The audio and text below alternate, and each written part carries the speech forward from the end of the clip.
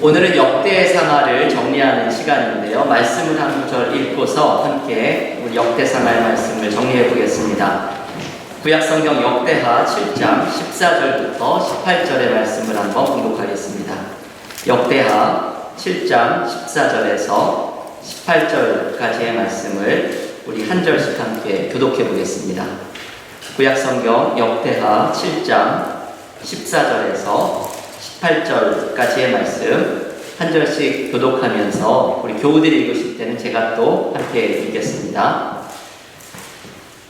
내 이름으로 일컫는 내 백성이 그들의 악한 길에서 떠나 스스로 낮추고 기도하여 내 얼굴을 찾으면 내가 하늘에서 듣고 그들의 죄를 사하고 그들의 땅을 고칠지라.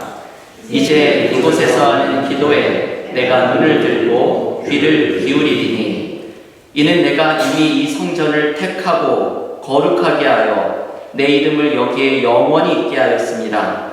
내 눈과 내 마음이 항상 여기에 있으리라. 내가 만일 내 앞에서 행하기를 내 아버지 다윗이 행한 것과 같이 하여 내가 내게 명령한 모든 것을 행하여 내 율례와 법규를 지키면 함께 읽겠습니다. 내가 내 나라 왕위를 견고하게 하되 전에 내가 내 아버지 다윗과 언약하기를 이스라엘을 다스릴 자가 내게서 끊어지지 아니하리라 한 대로 하리라. 아멘. 우리가 지금 읽은 이 역대하의 7장의 이 부분은 역대상하에서 가장 중요한 부분 중에 하나입니다. 특별히 이따가도 우리가 나누겠지만 역대하 7장 14절 이 말씀은 역대상하의 통틀어서 암송 구절에 해당되는 말씀이고, 그리고 여러분 16절 읽으면서 느끼셨죠? 내가 이 성전을 거룩하게 해서 내 이름과 내 눈과 내 마음을 항상 여기에 두리라.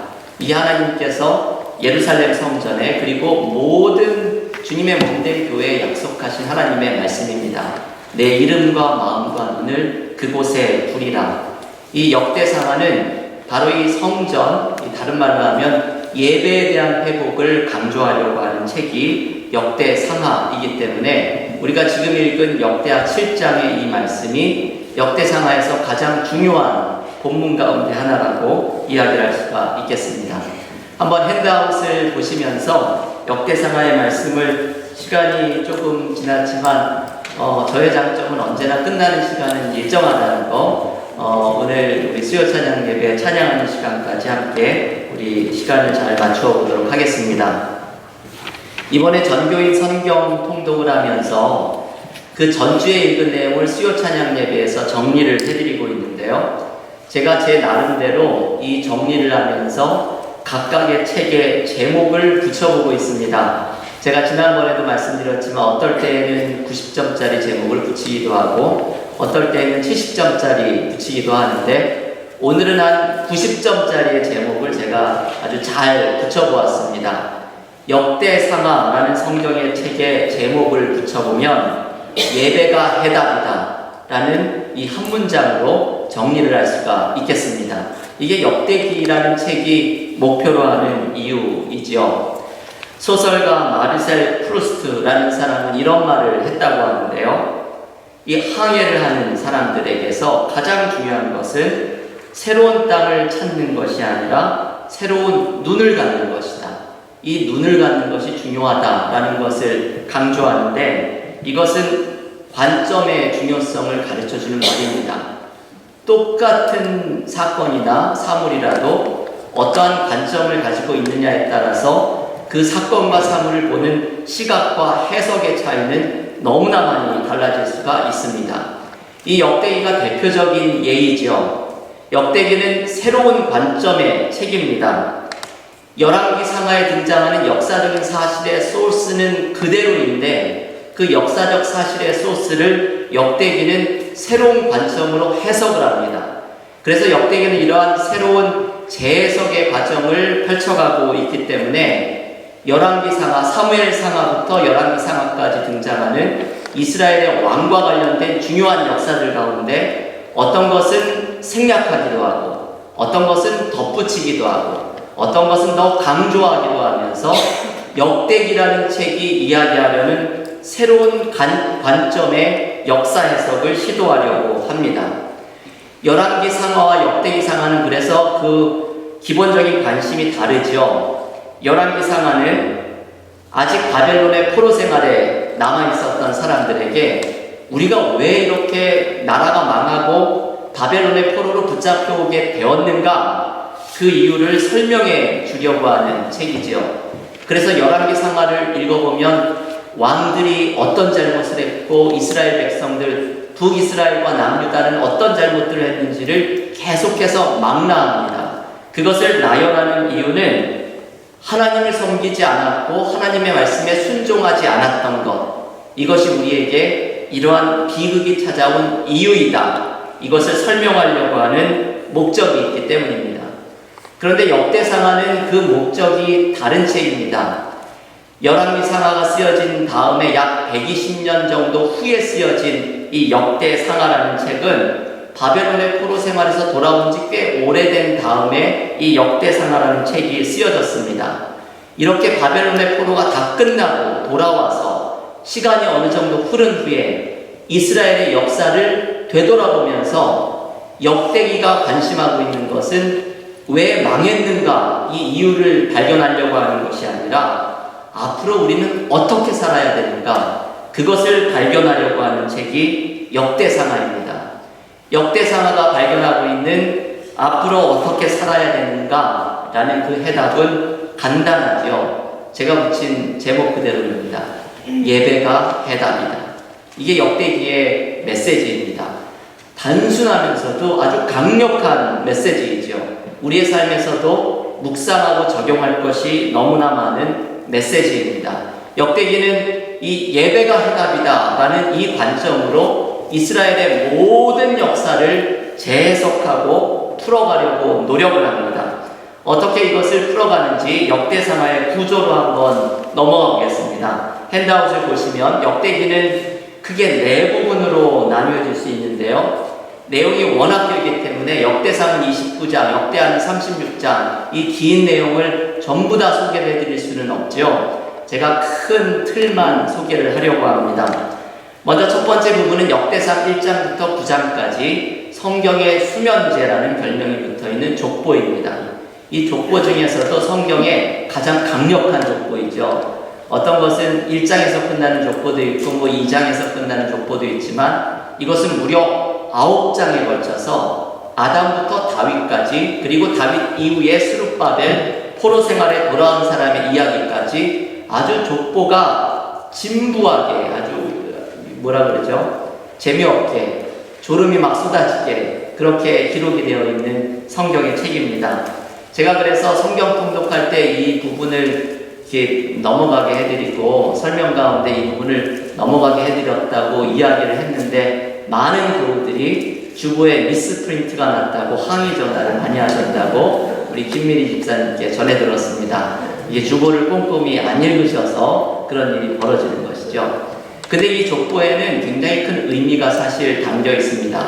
성경을 해석하는 분들은 이 역대기는 아담으로부터 시작해서 다윗까지, 바벨론의 포로 그 이후까지 그 이름들이 나열되는 것을 통해서 역사는 사람들을 통해서 이렇게 이루어져 간다 라는 것을 일단 묵상하도록 초대합니다.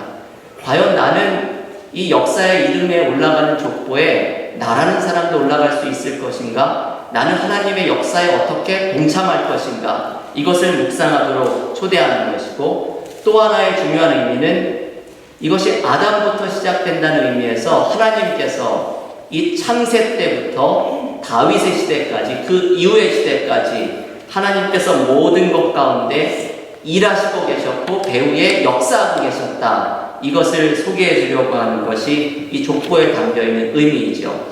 그리고 또 다른 역대기에서 중요한 족보의 의미는 특별히 역대상 6장에 등장하는 레위와 아론 자손의 족보입니다. 이들은 성전을 관리하는 일을 했고 찬양을 맡은 일을 했지요. 결국은 예배와 관계된 일을 했던 사람들이죠. 족보 중에 가장 길고 자세하게 소개하고 있는 장이 바로 역대상 6장의 레위와 아론 자손의 족보입니다. 역대기는 그 시작부터 무엇에 관심이 있는지를 분명히 하지요. 예배를 맡았던 사람들의 족보를 보다 더 자세하게 소개를 하려고 하는 목적을 가지고 있습니다. 두 번째 역대기의 부분은 역대상 10장부터 마지막 29장까지의 부분인데요. 이 부분은 다윗 왕국의 이야기가 소개되는데 여러분 이것을 읽어보시면 흥미진진한 이야기는 모두 빠져 있습니다. 골리앗의 이야기도 없고 다윗의 광야 생활의 이야기도 없고 다윗이 밧세바의 사건의 이야기도 없고 큰아들 압살롬에게 쫓겨다니는 이야기도 없습니다. 이 모든 이야기들이 생략되어 있는 채로 다윗의 이야기가 소개가 되고 있는 것이죠. 이 이유는 역대기의 관심이 다윗의 자세한 업적에 관심을 갖는 것이 아니라 거기에 써드린 것처럼 다윗의 성전 건축 준비를 첫 번째와 두 번째 부분으로 나누어서 자세하게 소개를 할 만큼 다윗의 통치 또한 이 성전 예배라는 관점에서 다윗의 모든 것을 다시 한번 재해석을 하고 평가를 하고 있는 책이 역대기입니다. 세 번째 부분은 역대하 1장부터 9장까지 솔로몬 왕국, 솔로몬에 대한 이야기가 등장을 하는데 여기에서도 열왕기 하를 보면 솔로몬이 왕위에 등장한 다음에 아주 무차별한 수청 작업을 합니다. 다윗이 아들인 솔로몬에게 누구누구를 조심해라 라고 얘기했던 사람들을 모두 수청을 해버립니다. 그런 이야기도 전부 빼뜨리고 있고 솔로몬이 이방 여인들 약 1,000명의 그 여인들을 거느리면서 그 이방신들이 유입된 잘못의 모든 이야기도 생략을 하고 있습니다. 역대기는 예배에 관심을 있는 왕들을 조금 이상적으로 그리려고 하는 목적을 담고 있기 때문에 다윗과 솔로몬의 잘못된 점들은 모두 생략을 하고 있죠. 그러면서 솔로몬에게서도 성전 건축이 그 중심에 담겨 있습니다. 1장부터 9장까지의 내용 중에 성전과 관계된 내용이 3장부터 7장까지이지요. 그 외의 일들은 아주 짧게 언급을 하고 있습니다. 역시 솔로몬도 예배의 관점에서 솔로몬을 다시 평가하려고 하는 목적을 가지고 있죠. 마지막 네 번째 부분은 역대하 10장부터 36장까지 여기에는 유다 왕들의 역사가 소개되는데 북이스라엘의 왕들은 전혀 등장을 하고 있지 않고 남유다의 왕들만 등장을 하면서 거기 이제 여호사밧이라고 하는 왕이 등장을 하는데요. 조금 이따 제가 다시 말씀을 드릴 것입니다.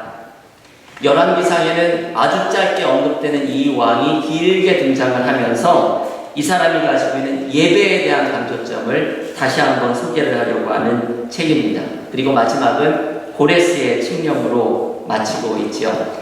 이게 역대기는 네 부분의 내용으로 구성이 되면서 모든 부분의 중심이 예배와 성전에 관계된 것을 중심으로 이야기를 구성을 하고 있습니다.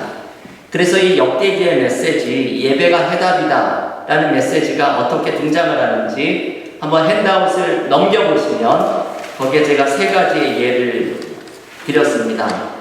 첫 번째는 오르난의 타작마당 혹은 아리우나의 타작마당이라고 불리는 같은 사람인데 이름이 좀 다르게 나오는 것으로 보이죠.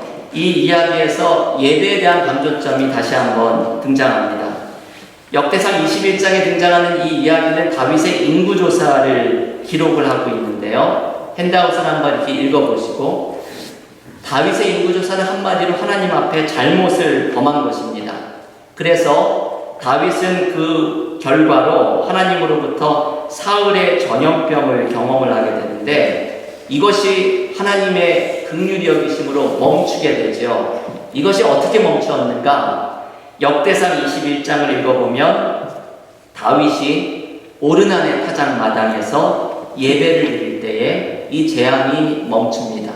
이 천사가 들고 있는 칼이 거두었다는 이야기는 결국은 전염병이 멈췄다는 그러한 의미이죠. 이 오르난의 타작마당에서 예배를 드릴 때 이 재앙이 멈췄다라는 것에는 두 가지 중요한 의미가 있습니다. 첫 번째는 예배를 드릴 때 재앙이 멈추었다라는 것을 보여주는 것이고요. 또 하나 더욱더 중요한 것은 이 오르난의 타작마당은 장차 그 자리에 예루살렘 성전이 들어서게 됩니다. 그러니까 이 다윗의 인구조사의 잘못이 소개되는 이유가 여기에 있죠. 역대기는 다윗을 이상적인 왕으로 보여주고 싶었기 때문에 이런 인구조사의 잘못도 빼고 싶었겠지만 밧세바의 간음 사건을 빼듯이, 그런데 이것은 할 수 없이 적었던 이유가 이 인구조사로 촉발된 재앙이 멈춘 것이 바로 이 오르간의 타작마당에서 예배를 드리면서 멈췄고, 여기에 결국은 예루살렘 성전이 들어서기 때문에 이 이야기가 기록이 되게 됩니다. 이 사건은 성전에서 예배드리는 것이 얼마나 중요한지를 보여주는 사건입니다. 하나님께 드리는 예배가 하나님의 심판을 멈출 수도 있다라는 것을 보여주는 아주 중요한 사건이죠. 이것을 구체적으로 역대기에서는 메시지로 등장을 하는 것이 솔로몬에게 이 약속을 하나님께서 주시면서 등장을 합니다. 여러분, 교재에 보면 밑줄을 제가 친 역대하 7장 14절에 암송 구절이 있는데요. 한번 한 목소리로 역대하 7장 14절 함께 읽어보겠습니다. 내 이름으로 일컫는 내 백성이 그들의 악한 길에서 떠나 스스로 낮추고 기도하여 내 얼굴을 찾으면 내가 하늘에서 듣고 그들의 죄를 사하고 그들의 땅을 고칠지라. 하나님이 이 말씀을 주시는 맥락은 솔로몬이 성전을 봉헌하고 기도를 드린 다음에 하나님께서 그 기도에 응답하시면서 이야기를 하는 것이죠. 결국은 성전에서 기도하는 사람들에게 악한 길에서 떠나 낮추고 기도할 때 내가 그들의 죄를 사하고 땅을 고칠 것이다 라는 약속을 주시는 말씀입니다. 여기에 보면 예배에 대한 세 가지의 요소가 담겨 있죠. 첫째는 스스로 낮추어야 한다는 것, 겸손. 예배의 모습은 하나님 앞에 나를 낮추는 것입니다. 두 번째는 기도하여 하나님의 얼굴을 찾는 것, 이것은 하나님과의 교제이죠. 그리고 마지막은 이게 앞부분에 있지만 히브리 성경의 순서로는 끝에 있다고 하는데요. 기도한 대로 악한 길에서 떠나는 것, 이게 삶의 변화이죠. 로마서 12장에 나오는 것처럼 삶의 예배를 드려라 라고 이야기하는 것처럼 삶의 예배와 연결이 되는 것입니다. 역대기가 이야기하는 예배란 하나님 앞에 겸손하고 자신을 낮추고 하나님과 교제하고 그리고 삶이 변화되는 것, 기도만 하는 것이 아니라 기도한 대로 삶이 변화되는 것, 이게 예배의 마지막 세 번째 요소입니다. 역대기는 이러한 예배를 드리는 사람들이 살아나게 될 것이다 라는 것을 가르쳐주는 책이죠. 예배가 해답이라는 것의 두 번째 예로 우리가 묵상할 수 있는 것은 다윗의 드림의 신앙, 이 구약 성경을 연구하는 차준희 교수의 표현을 제가 빌려서 여기에 썼습니다.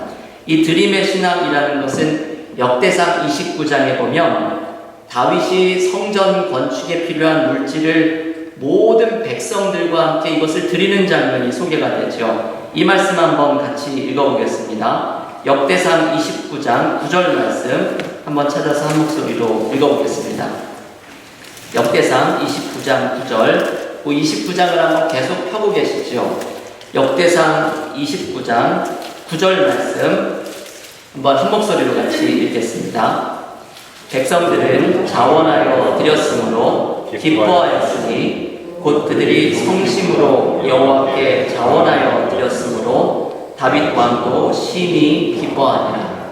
여기에 두 가지의 중요한 표현은 하나는 기뻐하다라는 표현이 반복해서 나오는 것, 그리고 또 하나는 성심으로, 이거에 온전한 마음으로 드린 것이죠. 아까워하거나 인색하거나 다른 나뉘어진 마음으로 드린 것이 아니라 온전한 마음으로 그리고 기쁨으로 드린 것. 이게 다윗이 성전 건축에 필요한 물질을 준비하고 하나님 앞에 드리면서 드렸던 다른 백성들과 함께 보여주었던 모습입니다. 그리고 이 모습이 역대기에 의하면 다윗이 솔로몬에게 주었던 유언의 말씀도 이 말씀을 되풀이한 것으로 등장을 하고 있습니다. 역대상 28장 9절 옆에 있는 장이죠. 한번 28장 9절을 한 목소리로 읽어보겠습니다. 내 아들 솔로몬아, 너는 내 아버지의 하나님을 알고 온전한 마음과 기쁜 뜻으로 섬길지어다. 여호와께서는 모든 마음을 감찰하사 모든 의도를 아시나니 내가 만일 그를 찾으면 만날 것이요 만일 내가 그를 버리면 그가 너를 영원히 버리시리라. 이 말씀은 열왕기하 2장 2절에 솔로몬에게 주는 유언의 말씀이 등장하죠. 열왕기하 2장 2절에서는 하나님의 말씀에 순종하는 것이 형통의 길이다 라는 말씀을 전해주는데, 역대기에서는 이 유언의 말씀이 조금 다르게 등장을 합니다. 온전한 마음과 깊은 뜻으로 섬겨라, 이게 네가 형통하는 방법이다 라는 것을 가르쳐주죠. 이것이 다윗이 28장과 29장에 드리는 하나님 앞에 자기가 가진 것을 온전한 마음과 기쁜 마음으로 드리는 예배의 모습입니다. 역대기가 보여주는 이 예배의 모습은 이것이죠. 내가 가진 것을 하나님 앞에 온전한 마음과 기쁨으로 드리고 섬기는 것, 이것이 역대기가 보여주는 예배이고, 이 삶을 살아갈 때 너희는 살아날 것이다, 이것을 가르쳐주는 말씀입니다. 이 다윗이 이렇게 온전함과 기쁨으로 하나님 앞에 드릴 수 있었던 이유는 역대상 29장에 두 가지의 중요한 내용이 등장하는데요. 제가 이것은 읽지 않을 텐데 이건 반드시 읽으셔야 하는 본문입니다. 29장 11절에 등장하는 이 찬양의 가장 대표적인, 성경에 등장하는 찬양의 예인데요. 모든 것이 하나님께 속하였느니, 하나님의 주권을 인정하기 때문에 하나님께 모든 것을 드리는 것이 가능해지고, 두 번째는 역대상 29장 14절에 나오는 표현이죠. 마지막에 모든 것이 주께로 말미암았사오니 우리가 주의 손에서 받은 것으로 주께 드렸을 뿐이니라. 내가 가진 모든 것이 주님이 주신 것이기 때문에 내가 주님께 온전함과 기쁨으로 드린다 라는 말씀입니다. 이게 역대기가 이야기하는 예배에 관한 말씀 두 번째입니다. 우리의 것을 온전함과 기쁨으로 드리는 것. 세 번째 예는 여호사밧의 예를 들 수가 있는데요. 이 역대하는 히스기야를 제2의 다윗처럼 아주 위대한 왕으로 소개하는데, 이 역대기에 등장하는 가장 특징적인 왕 중에 하나는 바로 여호사밧입니다. 역대하 20장에 등장을 하는데요. 우리가 한 3주 전 새벽 기도 시간에 이 말씀을 자세히 묵상을 했는데, 한마디로 이야기하면 여호사밧은 예배를 통해서 전쟁을 승리했던 왕입니다. 아주 특별한 에피소드를 소개하고 있죠. 이 역대하 20장에만 등장을 하는 이야기입니다.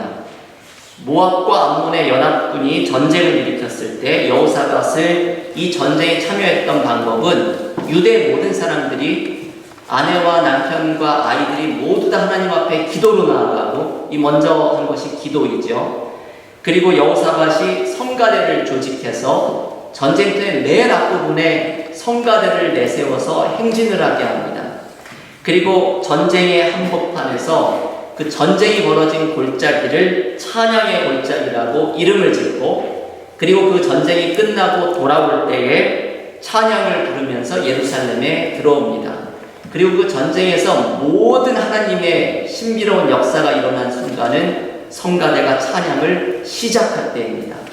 이 역대하 20장에 등장하는 이 전쟁은 전쟁 또한 예배의 방법으로 승리를 할 수 있다라는 것을 가르쳐주는 장이지요. 그래서 이 역대하 20장에 중요한 메시지를 담고 있는 말씀은 역대하 20장 20절 말씀입니다. 거기에 이런 표현이 등장하죠. 하나님을 신뢰하라, 그리하면 견고히 서리라. 이게 역대하 20장의 메시지입니다. 예배란 하나님을 신뢰하는 것, 하나님을 신뢰하는 자는 살아나게 될 것이다. 이것이 역대기의 메시지입니다. 여러분, 역대기가 과거를 돌아보면서 재해석하는 메시지는 예배가 모든 것의 해답이고, 예배가 서는 사람은 그 삶도 세워질 것이고, 예배가 세워지지 않는 사람은 그 삶도 넘어질 것이다 라는 말씀을 가르쳐 주는데, 역대기가 가르쳐 주는 예배란 무엇인가? 지금까지 소개해드린 말씀을 종합하면 이것이죠. 겸손히 자기를 낮추고 하나님과 교제하고, 그리고 삶이 변화되는 것, 기도한 대로 행동하는 사람, 그리고 온전한 마음과 기쁨으로 하나님을 섬기는 사람, 그리고 하나님을 신뢰하는 사람, 이것이 예배의 삶이 세워진 사람입니다. 이 사람은 그 삶도 온전하게 세워질 것이라는 이 역대기의 말씀은 오늘 이 저녁에 우리 모두에게도 여전히 유효한 하나님의 말씀입니다. 역대상하는 그 마지막을 소망에 관한 말씀으로 마칩니다. 이것을 잠깐 말씀드리고 마치려고 하는데요. 역대하 36장은 남유다 왕국이 이제 그 시드기야 왕까지 완전히 멸망하는 이야기, 예루살렘 성전은 초토화되고 이 유다 백성들의 엘리트들은 바벨론으로 끌려가는 이야기가 소개가 되죠. 그런데 이것이 모든 것의 마지막이 아니라 역대하 36장 마지막은 페르시아 왕 고레스의 칙령으로 마치게 됩니다. 이 고레스는 유다를 멸망시킨 바벨론 제국, 이 바벨론 제국을 멸망시킨 나라가 페르시아이지요. 당시의 강대국들은 저마다 식민지에 대한 새로운 정책들을 폈습니다. 북이스라엘을 멸망시켰던 아수르는 혼합 정책을 썼지요. 그래서 이방에 있는 사람들을 사마리아에 강제로 거주시키고 사마리아에 있는 사람들은 이방으로 끌려가고 그래서 사마리아에 이렇게 혼혈이 생겨나는 비극적인 역사가 그렇게 탄생을 하였죠. 바벨론이 썼던 정책은 포로 정책입니다. 남유다에 있던 사람들을 끌고 가서 자기들의 나라로 데리고 간 것이죠. 이게 아주 일방적인 것이죠. 아수르는 쌍방이죠. 이쪽에 있는 사람을 데려오고 여기 있는 사람을 또 데려갔지만 바벨론은 일방향 정책이죠. One-way deportation이라고 이제 학자들은 부르는데요. 이 이스라엘의 남유다에 있던 사람들을 전부 바벨론으로 끌고 갔습니다. 근데 페르시아는 새로운 정책을 썼죠. 이 사람들이 쓴 것은 관용 정책. 식민지 제국에 원하는 사람들은 고향으로 다 돌아가라. 그렇지만 두 가지의 단서가 있었죠. 군대를 모집할 때 응해야 된다. 그리고 조공을 바쳐야 한다. 이 두 가지의 조건을 만족한 한 너희는 너희의 땅으로 가서 자유롭게 살아라. 이것이 페르시아의 관용 정책입니다. 이것이 이 역사가들의 표현에 의하면 페르시아가 아주 지혜롭고 효과적인 식민지 통제 정책을 썼다고 하죠.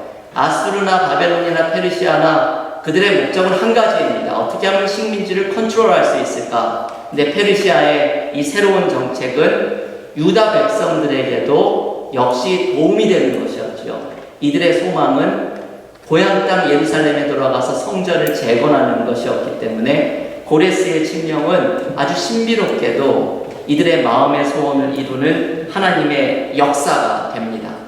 그래서 이 고레스를 통해서 고향 땅으로 돌아오는 마지막 칙령의 이야기가 소개되는 36장은 소망에 대한 이야기로 끝납니다.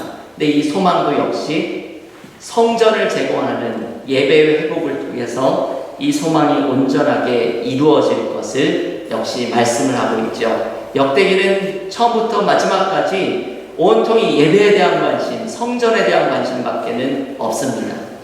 여러분, 오늘 이 역대기를 묵상하면서 많은 이야기를 했지만 메시지는 하나입니다. 예배가 배달이다. 우리의 삶에 예배가 세워질 때 우리의 삶도 세워질 것이다. 오늘 이 말씀을 기억하면서 하나님 앞에 예배가 세워지는 축복이 우리 모두에게 넘치기를 기원합니다.